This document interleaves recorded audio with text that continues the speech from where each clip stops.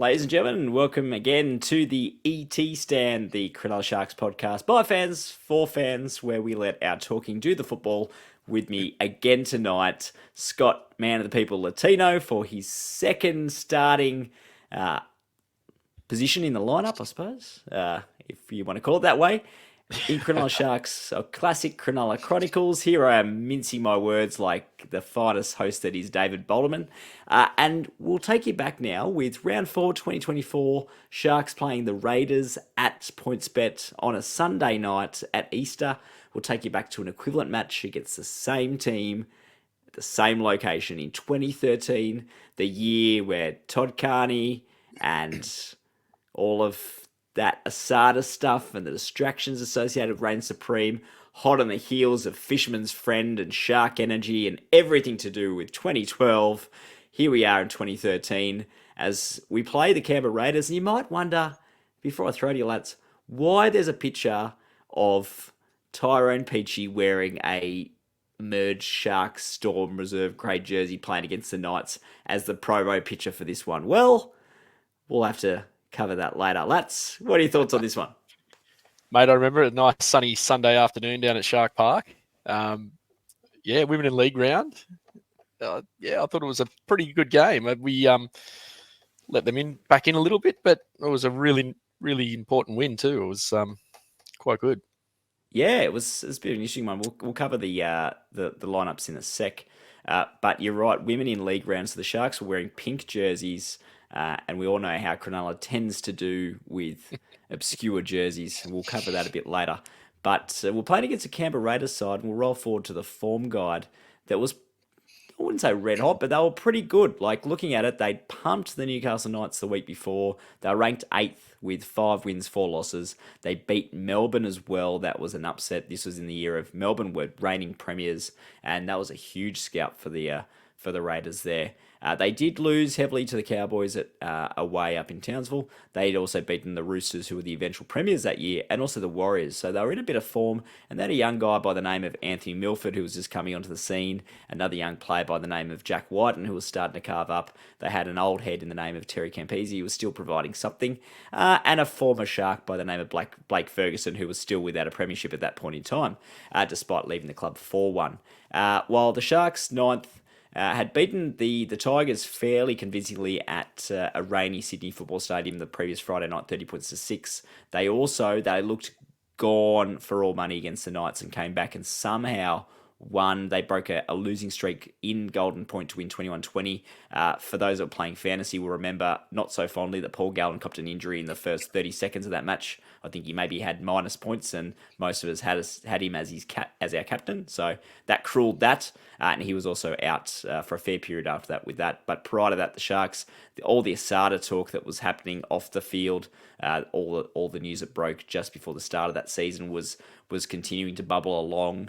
So it was a 24-8 loss to the Bulldogs up in Gosford, a loss to the Sea-Eagles at Brookvale 25-18, and a real scratchy loss to the Eels at home 13-6. So it was not looking good. The Sharks had plenty of excuses not to be performing, but they turned the corner against the Knights. They pumped the Tigers, and it was, as you said, a sunny Sunday afternoon against the Raiders.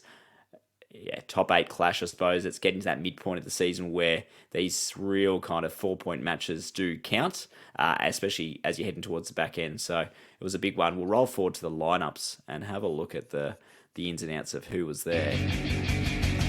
And I'll start with the Sharks. Michael Gordon safe at the back, flash. The wingers Sasai Feki and Bo Ryan. Funnily enough, Bo Ryan, last week against the Tigers, was playing for the Tigers in that position of the team list. Change over the Sharks team. Didn't have to make any changes. The centres, Benjamin Pomeroy and Jono Wright, everyone's favourite.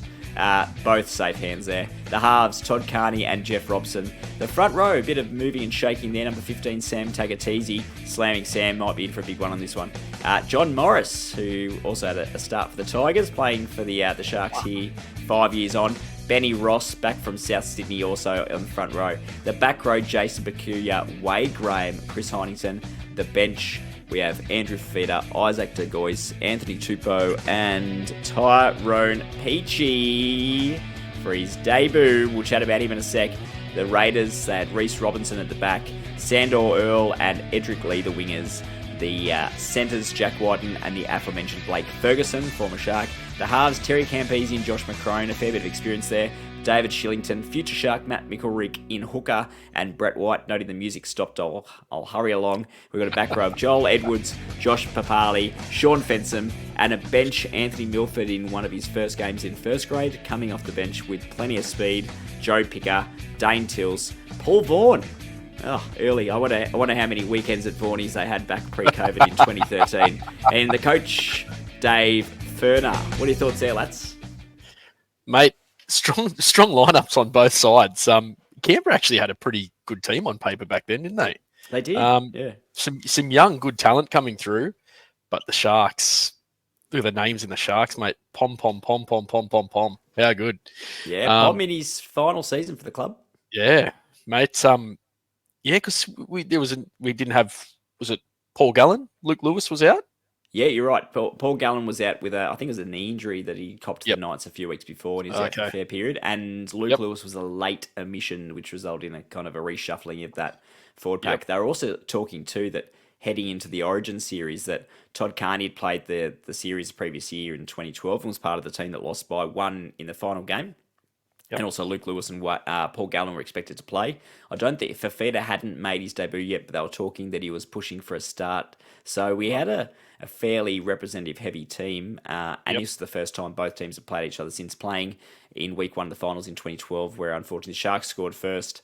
And then Todd Carney did his Achilles and the Raiders ran right. I think they said there was doubles to Blake Ferguson and Sandor Earl, both carved up. And I remember being there and watching that second half. We were sitting at the whatever end it was. The Raiders were running towards us and just piled on points. I can't remember what saw, but it was like 38-16 or something. It was pretty nasty. So this was billed as a bit of a get square, a rematch on that one, and also too was billed as a Josh Papali versus Paul Gallen after the dog shot that happened in the quarterfinal there, but was not to be, with Paul Gallen not playing that much. And then later in the season 2 final round, Sharks had not to spoil anything, but had a final spot sewed up. The Raiders were out, and the Sharks didn't name Gallen or any of those big players, so the Raiders had to wait another year before Papali could have another crack at Gallen. Yeah, right. Yeah. I think Sasai Feki was only pretty fresh in the first grade in this game. It was his third game when I was listening to the commentary on the game. And I thought he did rather well, helping to cover Blake Ferguson there with John O'Wright. I thought he did a good job, jammed in quite a bit and helped him out. Yeah, he did. For Feki, so Sasai Feki kind of came in. It wasn't really. We signed him for the Warriors. He did pretty well in the under-20s, I think, as both a centre and a winger, and wasn't particularly heralded. And we had Jacob Gagan from the previous year, who'd done really well in the back end of 2014, and a few other players too. I think John O'Wright was initially playing on the wing with Blake Ashford, of all players, playing in the centres, I believe. So we may have even had Dean Collis at that time too. So it was a bit of a revolving door of players. We also had, I do recall, Stuart Mills played a game or two for us during that period, as did Nathan. So Nathan Gardner had a bit of a crack when we had injuries, and also poor old Nathan Stapleton had a run too. So it was a bit of a revolving door in the back line there, but Feki found his own. He ended up playing in the finals later that year as well. So good stuff. All eyes on that final player of the bench, the great Peachey name. So this one, thankfully, there was a full match replay available on NRL.com. Thank you, NRL. You need to pick up your game, though, and get every game available for us, please, to make our lives easier. Would help. But early try to John O'Wright in the pink jerseys. Good start for the Sharks. There was a suspicion of a Wade Graham obstruction. Ben Eichen was blowing up in commentary. Matt Russell was a bit more level-headed, and the Sharks went ahead 6-0. Then Ben Ross went through a yawning gap. It was, I think, wider than the distance between Cronulla and Bundeena. It was, huge. It was Jeff Robson floating across field in his little flat pass, and Ross went flying through to score. The third try for David Balderman was scored by Anthony Milford, and no, Canberra didn't win. So there's your theory debunked. And then Isaac DeGoy scored just before halftime with a try that, if you look at the replay, you'll see a few of us. I think there was myself, Bryn Sturgis, Ryan Gagan, and Michael Garbutt all missing high fives. And I remember David Balderman wasn't at this match because he was sending us a bulk amount of text messages telling us how to high five. But anyway, the Fox coverage liked it because it also ended up in a few promos shortly afterwards. But it was pretty pathetic, missing of high fives everywhere. But Fun times. 18-6 to score there. So first half, I suppose you've watched the full replay today, like myself. What were your Yep, thoughts on, I suppose, the overall performance? mate. I thought it was strong. Yeah. What about that hit from Tagatese on Macron? That was an Crunched him. absolute belter. Yeah. He was crook after that. I believe he had a back injury or something out of that, and he just lined him up. He's this being the sniping defender that he is, and just whooshka belted him, Yeah. which Perfect was timing. almost to our detriment because it brought on a very hot Anthony Milford, didn't it? He You're was on right. fire that game. So Macron was knocked out of like I think one or two sets, and Trent Barrett on the side was talking about Macron having an injury and looking no good They're due to that gone. back injury, Yep. and then you're right, opened the door for Milford. Yeah. Um, yeah. But wow. Yeah. That was it was a good performance. We were piling on the points early. And yeah, and then sort of half time hit and started leaning a bit towards the other way, didn't it? Yeah, well, Milford, he scored his first try. Both of them were good, and he was dangerous throughout. He could have potentially had three or four the way he was playing. Yep. But that first try where he got an offload up the middle and did a wicked step on Michael Gordon to score under the post. And I was like, wow, who's this kid? And I was living in Canberra at the time.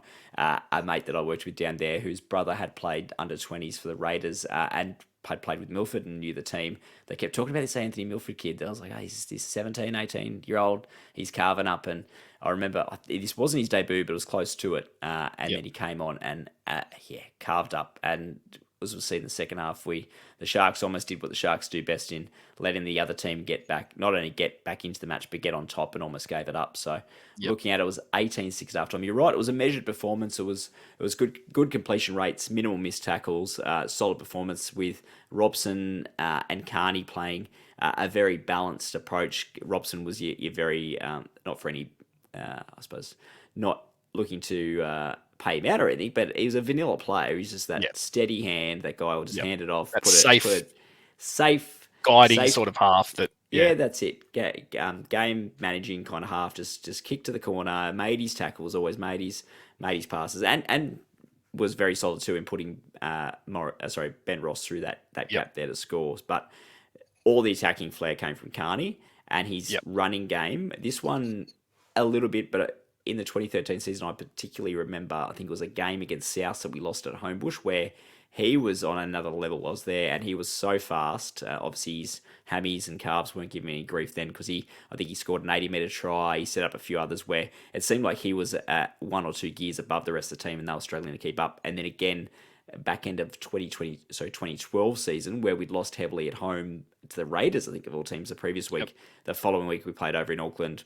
We're paying big money to win and we went and put 40 on them and Carney was just freewheeling best. So Yep. so he again it was showing what Carney could do. Rolling to the second half early on, there was an intercept from an unlikely source who ran 60 meters to score. Who was that? Jason Bakuya. Yeah, just How sprinting fast was away he? from Cam. I did Sprinting away not from know he had Campese. that speed. I can't remember him having that speed. That Sprinted was away from brilliant. Campese, and there was Edric Lee and Sandor Earl both in chase and didn't get there so fast. And he made his debut for us back in '08.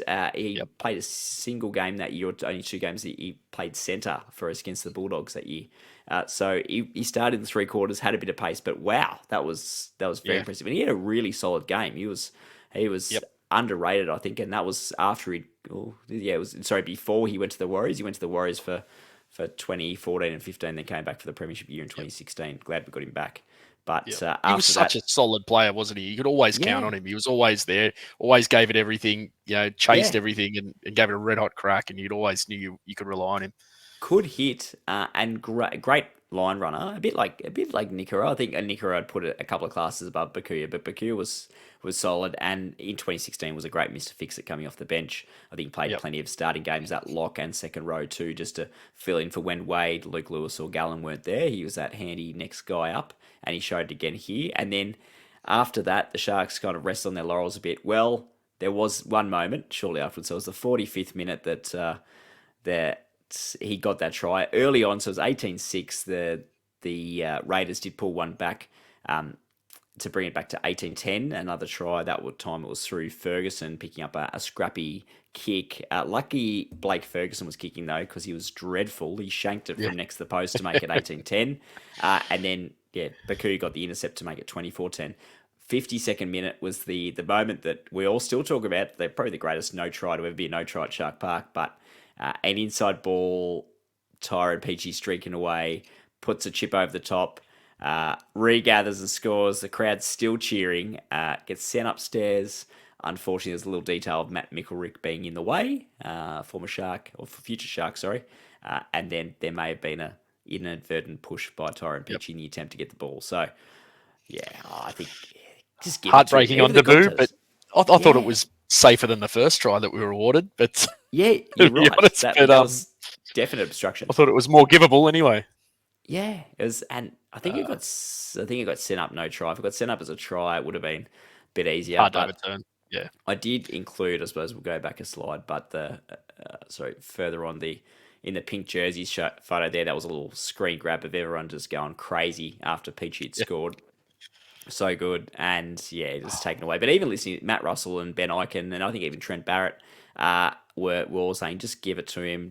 He's on debut to do that skill. And Matt Russell was going on about how often Tyrone Peachey did it in reserve grade or in under 20s, sorry. Kind of like Billy Magoulias before Magoulias was a thing.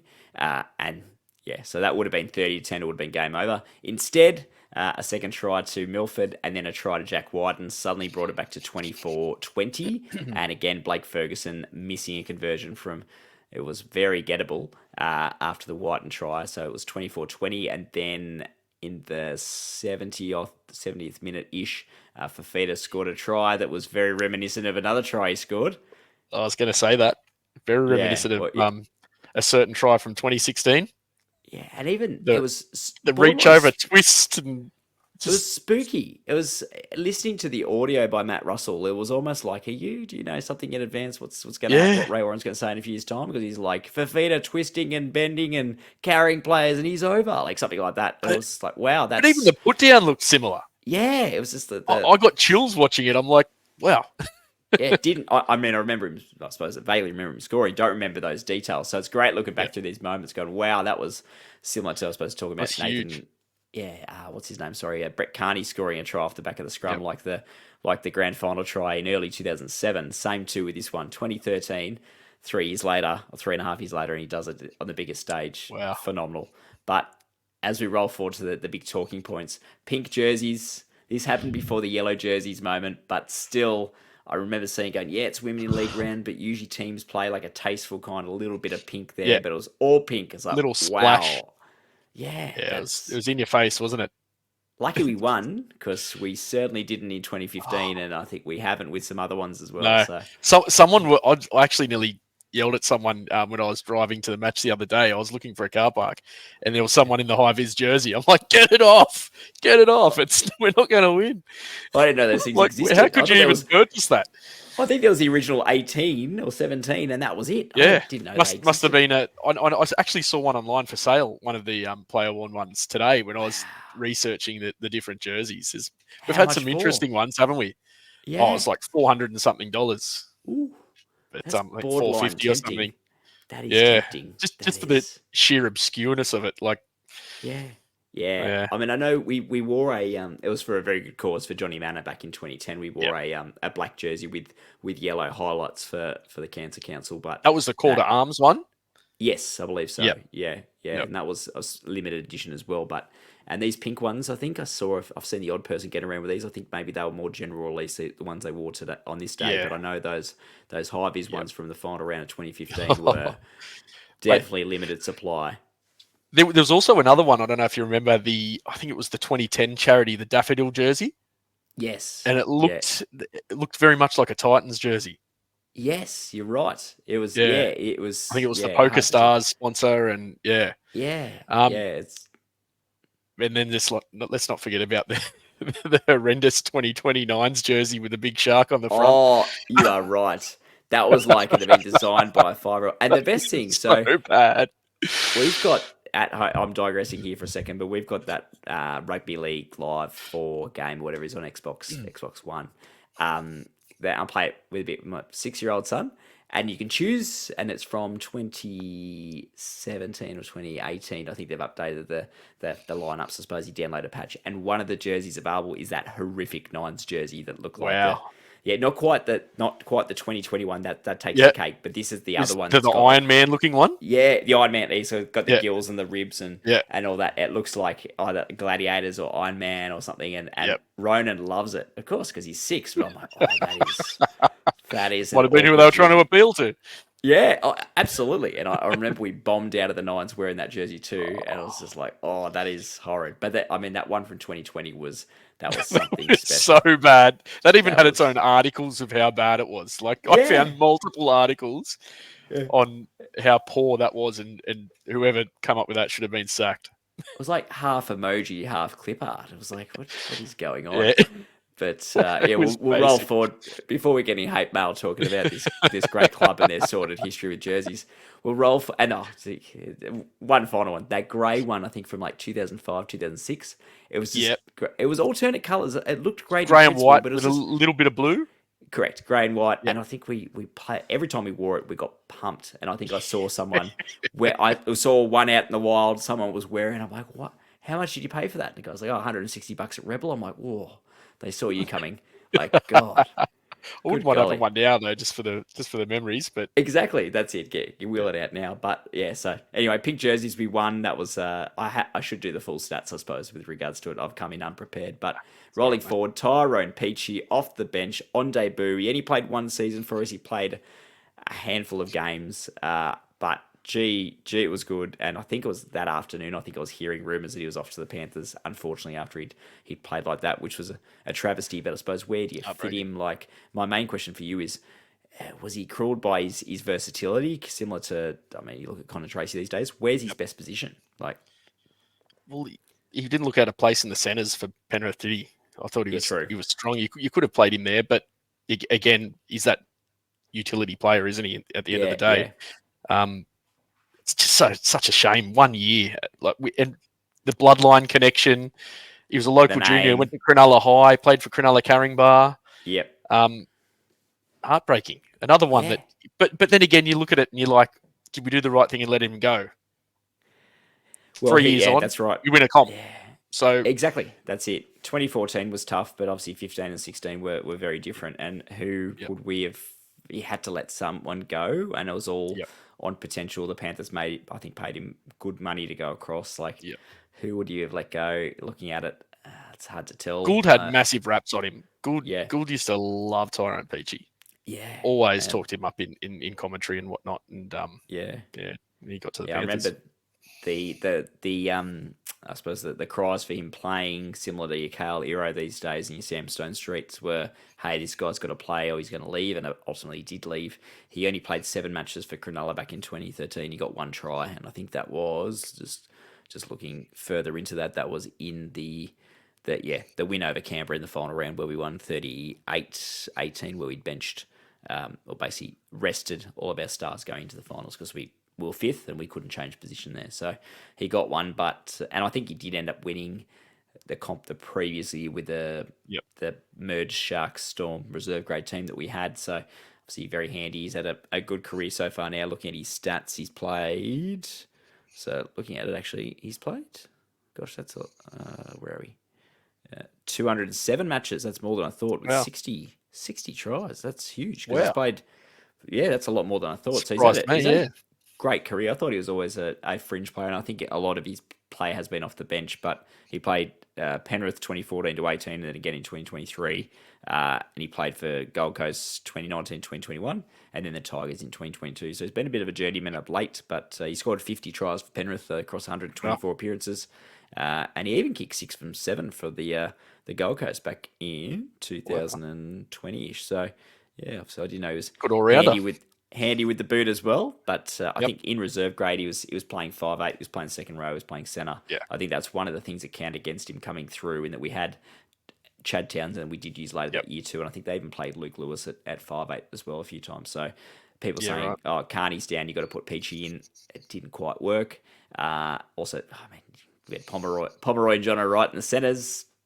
A lot of games between them. I don't know, Peachy worth a run, but yeah, Yeah. he didn't get the run in the end and moved on. But all the best for him. But this moving on, this game really highlighted Todd Carney, and I suppose what might have been in that regard. Obviously, 2014, he was starting to get a bit more injury prone and had an injury affected year. So did 20, well, basically his entire career, but across Sharks, Roosters, and Raiders, he had injury problems, notwithstanding the off field issues too. But yeah, he was class. If he was fit, Yeah.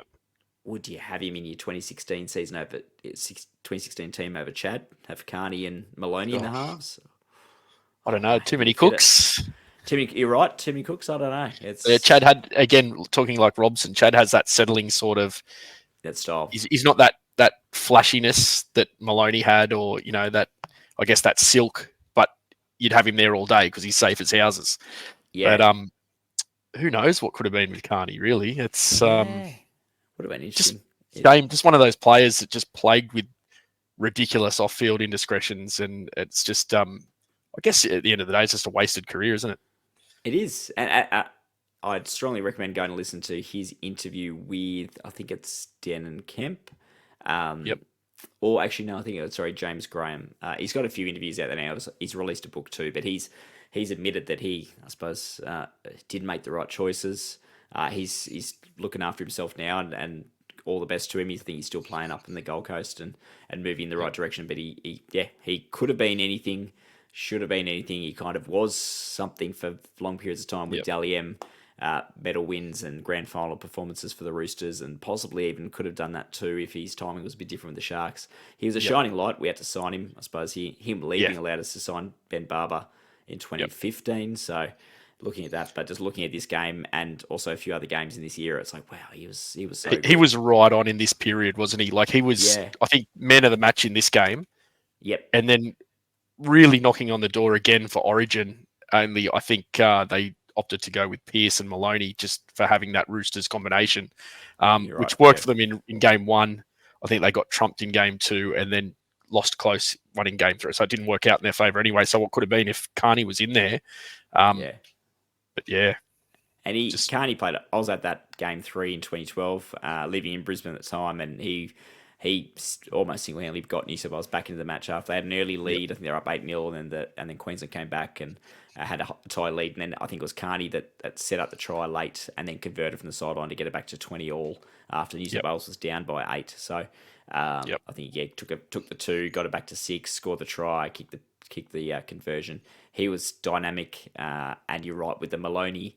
It's hard to go past the Maloney Pearce halves pairing when they won the comp that year in 2013, but in yep, 2012, Carney showed his flair there.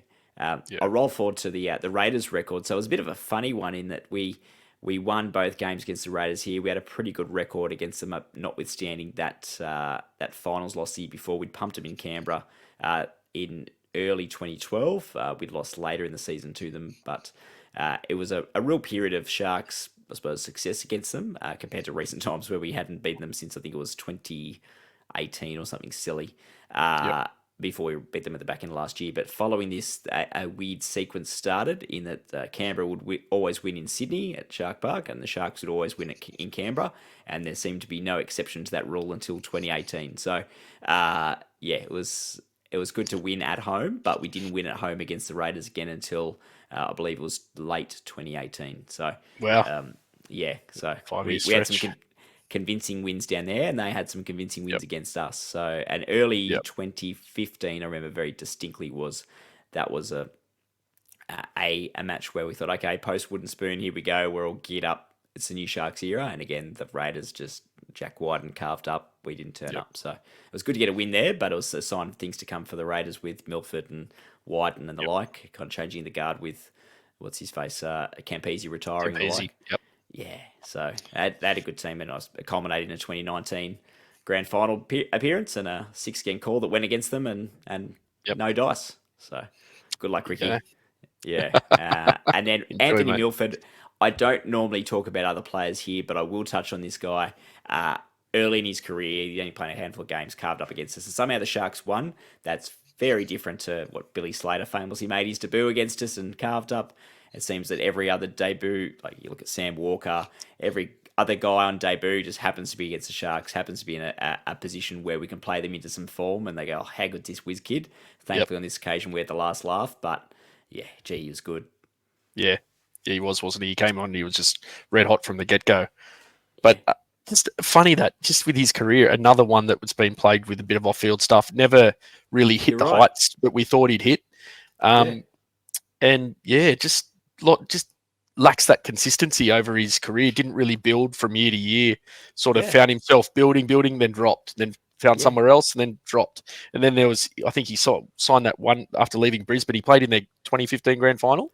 He did in the Um, halves with Hunt. Yeah, so Hunt, yep, that was the star halves pairing. Yeah, yeah, and then signed a 1 year contract with Souths, I believe, and which was not registered by the NRL due to I think there were 2 charges against him off for field indiscretion, and then off-field yeah, he and the violence against women or something like that. yeah, it was something along those lines. And It then was controversial. yeah, Yeah, and then I think it was Newcastle who Newcastle signed him for a bid.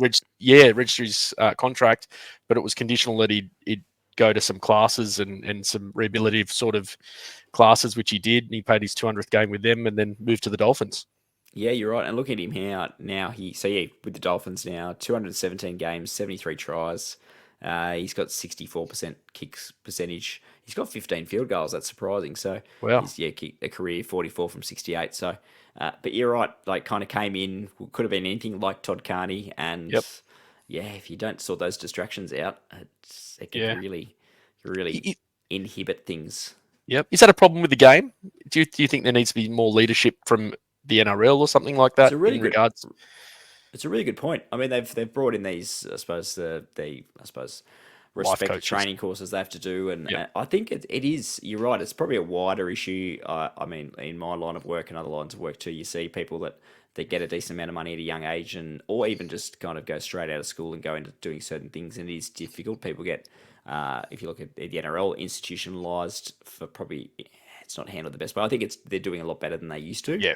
Yep. And I think the game has a responsibility for that. Anyway, I mean, it's a lot bigger problem. I think if you look at US sports and Yeah. European football, soccer, the amount of money they're getting across the board, even like your second Yep. and third tier guys earning It's phenomenal. bulk coin.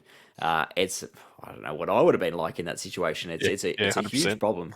Yep. And these guys, not through any fault of their own, some are from, I suppose, stable family backgrounds. Some aren't. Some are from. You look at I suppose, the Islander factor too. With a lot of them do, like, I suppose it can keep them on rails a bit because they're giving their money back to their family and getting allowance, similar to, I suppose, your Israel Flowers and others that had that. But yeah, Yep. it's a game. I think it's a problem with the game, and the only thing, I mean, the society, to go on a side point, society suffers, the individual suffers, the game suffers. There's only upsides if they try to manage that better. So Yep. Definitely. yeah, Todd Just Carney, Anthony Milford. yeah, being at such a young age with that amount of money, I think anyone could go off the rails quite easily. And yeah, maybe it needs to be managed better at club level, which it probably is now. Like we're going back 11 years here. Yeah, So yeah, yeah, the game is different now, and I guess you don't hear about it as much these days. So yeah, which yeah. is You're right. which is good. So, yeah. Yeah. So Anyway, sorry uh, for the sidetrack, mate. it's a really good point, and it's a discussion piece for another day. I like that stuff. It's I suppose that's showing why we're a bit different in our approach to things. Come and talk about a 2013 random match, and we'll get all philosophical. But anyway, looking at the scorecard, the fallout. So the Sharks won 30 points to 20. Wins the good guys. Everyone sung up Cronulla and went back to the club. John O'Wright, Ben Ross, Isaac DeGoyce, Jason Bakuya, Andrew Fafita, the tries. And similar to this year, we had 2 goal kickers. We had Michael Gordon and Todd Carney. Don't know why. Couldn't really follow it. I don't think the commentary even followed it either. Both handy goal kickers in their own right. Both right footers. Both took some alternate shots in goal and got 3 from 3 and 2 from 2. So that was that. Where, as we spoke about before, Blake Ferguson was the goal kicker for the Raiders and did an amateur job. I'm not sure who their normal kicker was. I remember Terry Campese kicking for them back in the day, but Ferguson kicked 2 from 4, and that was a difference. They were both gettable, and that would have been 24 all, and it would have been a different ballpark. But Milford got 2, Ferguson 1, Whiten 1. And then the season, they may have been 8th, 1st, 9th, kind of middle of the table clash midway through the season when this game happened. They both went in polar opposite directions from there. The Sharks elevated to 5th. Probably should have finished top 4. They dropped a few games late in that season that they shouldn't have, including a home loss to the Cowboys. We ended up making amends in the first week of the finals there, but finished 5th with 14 wins, 10 losses, while the Raiders were, finished further down the table with 10 wins and 14 losses, the opposite there, which both teams had decent sides on paper. And rolling forward, I suppose that we know how it finished. Sharks had for the Sharks, that is, we had all the distractions of the Asardis year. I'm surprised, and I've read and heard things afterwards. How many games they won was a surprise. It was impossible to focus on football that round one incident or just before, where they essentially sacked the board, sacked the coach, sacked everyone, or stood them down anyway, and then it was brought back in, and the changing of the board and all those things that happened, and the constant murmuring, and the constant media attention. It was a mess, and we went into that second week of the finals match against Manly with Todd Carney out, Chad Townsend coming in, a few other injury issues, and we lost by 6. I think we had that try disallowed late on in that one where John Morris had tackled a guy off the ball inexplicably that it wasn't going to have any impact on the play. I think Paul Gallen had gone over, and Gallen was absolutely livid with him because that would have made it 24 all and sent it to extra time. It didn't. Manly went through the grand final and possibly could have won the grand final, apart from I suppose a call on who was it? Michael Jennings try that was dubious pass or otherwise. So that was the end of 2013. We'll roll forward now. The week after this, round 6, we are playing the Bunnies at Accor Stadium in Sydney. Have a look at our record at that venue against that team. It's not pretty, but we'll be looking at a match from 2008 again in that one next week with, I believe, Stephen Franklin.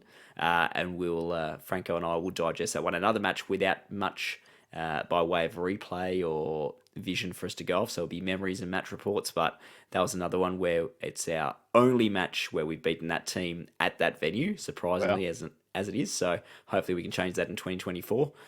Following that up with a walk down memory lane with a classic match, Sharks versus Cowboys from 2015 ahead of our round 7 clash. So, Lats, I'll leave you with the final say. Tyrone Peachey, would you sign him tomorrow? Yes, mate. Yes, I would. Yep. I would sign him tomorrow. I think he wouldn't look out of place on our bench. We need that utility player now that Connor Tracy's gone, and I think he would be red hot coming off the bench. Whether he'd want to be a bench player, I don't know. I'd take him. I love the guy. Good point. Just mid-season the bloodline transfer. connection, you can't let it go, mate. You can't. You go, okay, make it happen. Fitzgibbon, I know you're watching. Make it happen. Match payments only. Let's do it, baby. Anyway, hit the like and subscribe. We will go out with the music and be in touch with us. Let us know how good Jason Bakuya was. Tell us about your favourite Fafita try. Tell us how terrible Blake Ferguson was and how hilarious it was when he left to win a competition. He finally won one of the Roosters. I'll give him that. But we won before he did. Take that, Blake. But anyway... thanks, guys. That was 2013. That was Lats and I with classic Cronulla Chronicles ET stand style. Up. See you guys. Up. See you, mate. See you, mate.